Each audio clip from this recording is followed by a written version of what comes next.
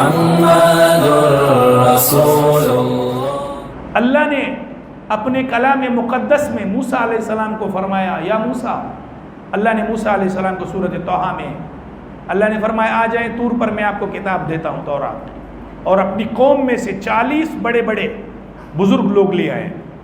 تو موسیٰ علیہ السلام جلدی تشریف لے گئے طور پر، قوم پیچھے سے سامری نے ان کو گمراہ کر دیا، بچڑا ان کو بنا کر دیا، قوم وہاں پر بچڑے کے سامنے جھکنے لگ گئے، گائے کے بچے کی وہ عبادت کرنے لگ گئے کہ موسیٰ کا خدا تو یہ ہے اور موسیٰ اپنا رب کو تلاش کرنے گیا ہے۔ ھذا الہکم و الہ موسیٰ فنسیٰ، یہ تمہارا بھی الہ ہے اور موسیٰ کا بھی الہ ہے، اور موسیٰ اپنا الہ یا بھول گیا ہے۔ تو موسیٰ علیہ السلام جب اللہ کے پاس کوئی طور پر پہنچے، اللہ نے فرمایا موسیٰ کیوں جلدی آ گئے؟ وما عجلک عن قومک یا موسیٰ، موسیٰ جلدی کیوں آ گئے، قوم کو پیچھے چھوڑ دیا؟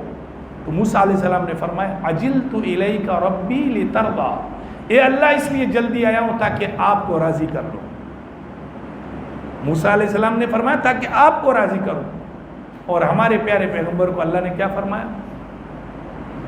وَلَسَوْفَ يُعْطِيكَ رَبُّكَ فَتَرْضَى، پیارے پیغمبر اتنی عطا آپ کو دوں گا فترضا، کہ آپ راضی ہو جائیں۔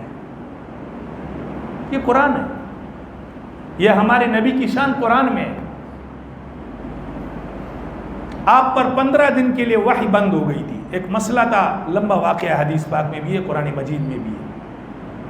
قریش مکہ نے 3 سوال پوچھے تھے آقا سے۔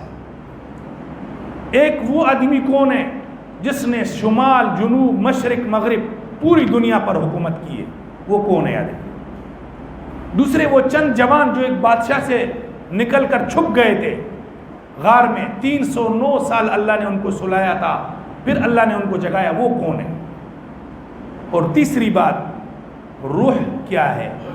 روح جو انسان کے جسم میں، اس کا کیا مطلب ہے؟ یہ تینوں چیزیں مشرکین مکہ کو یہودیوں نے بتلائی کہ آپ جاؤ محمد صلی اللہ علیہ وسلم سے پوچھو بادشاہ کون ہے جس نے پوری دنیا پر حکومت کی ہے، مشرق مغرب شمال جنوب۔ وہ چند جوان کون تھے جو ایک کافر بادشاہ سے ایک غار میں چھپ گئے تھے، اللہ نے ان کو 309 سال سلایا اور پھر دوبارہ جگایا۔ اور روح کیا ہے؟ تو مشرکین مکہ آئے، آقا صلی اللہ علیہ وسلم سے پوچھا، آقا صلی اللہ علیہ وسلم نے فرمایا کل بتاؤں گا، انشاءاللہ کہنا بھول گئے۔ قرآن نے فرمایا وَلَا تَقُولَنَّ لِشَيْءٍ إِنِّي فَاعِلٌ ذَلِكَ غَدًا، پیارے پیغمبر کبھی کسی چیز کے بارے میں نہیں کہنا کہ میں کل کروں گا، انشاءاللہ ضرور کہا کریں۔ آپ بھی جب بھی کوئی کہیں، کوئی کام کریں، انشاءاللہ کروں گا۔ وَلَا تَقُولَنَّ، پیارے پیغمبر کسی چیز کے بارے میں نہ کہے کہ میں کل کروں گا، إِلَّا أَن يَشَاءَ اللَّهُ، انشاءاللہ ملا لیا کرے۔ تو آقا صلی اللہ علیہ وسلم انشاءاللہ ملانا بھول گئے، اللہ نے 15 دن کے لیے وحی بند کر دی۔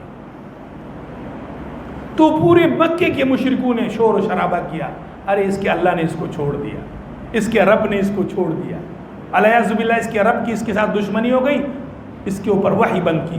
اللہ نے سورۃ الضحیٰ نازل فرمایا، والضحیٰ، پیارے پیغمبر صبح کے چاشت کی قسم ہے، واللیل اذا سجا، قسم ہے رات کی جب وہ پھیل جائے، ما ودعک ربک وما قلی، اللہ نے نہ آپ کو چھوڑا ہے نہ آپ کے ساتھ دشمنی کی ہے، وَلَلْآخِرَةُ خَيْرٌ لَكَ مِنَ الْأُولَىٰ، ہر آنے والا وقت آپ کے لیے بہتر ہے، وَلَسَوْفَ يُعْطِيكَ رَبُّكَ فَتَرْضَىٰ، اللہ نے فرمایا آپ کو اتنا دوں گا پیارے پیغمبر، اتنی عطائیں آپ کو دوں گا، فَتَرْضَىٰ، تاکہ آپ راضی ہو جائیں۔ یہ معنی تو والضحیٰ عام مفسرین نے کیا ہے، قسم ہے صبح چاشت کے وقت کی، قسم ہے رات کی۔ امام رازی بہت بڑے مفسر گزرے ہیں، بہت بڑے مفسر گزرے ہیں، بڑی تفسیر اس نے لکھی ہے، اس میں قرآن اور حدیث عقلیات بھی اس نے بڑے ڈالے ہیں، وہ اس کا معنی ایک اور کرتا ہے اور دل کو لگتا ہے یہ معنی۔ وہ کہتا ہے والضحیٰ، قسم ہے رسول اللہ کے روشن چہرے کی۔ دیکھو آقا سے پیار ہوگا نا، آقا سے اگر آپ کو محبت ہوگی تو طریقے پر چلنا آسان ہو جائے گا۔ والضحیٰ، قسم ہے پیارے پیغمبر کے روشن چہرے کی، واللیل اذا سجا، قسم ہے آپ کی کالی زلفوں کا، اذا سجا، جب وہ بکھر جائے۔ مجھے بتلائیں کبھی قرآن نے کسی نبی کے چہرے کی قسم اٹھائی؟ نہیں۔ کبھی قرآن نے کسی نبی کے زلفوں کی قسم اٹھائے؟ نہیں۔ کبھی قرآن نے کسی نبی کے شہر کی قسم اٹھائے؟ نہیں۔ لا اقسم بهذا البلد، آپ کے اس شہر کی قسم اٹھاتا ہوں اللہ کی طرف، وانت حل بهذا البلد، آپ اس شہر میں اترے ہوئے ہیں۔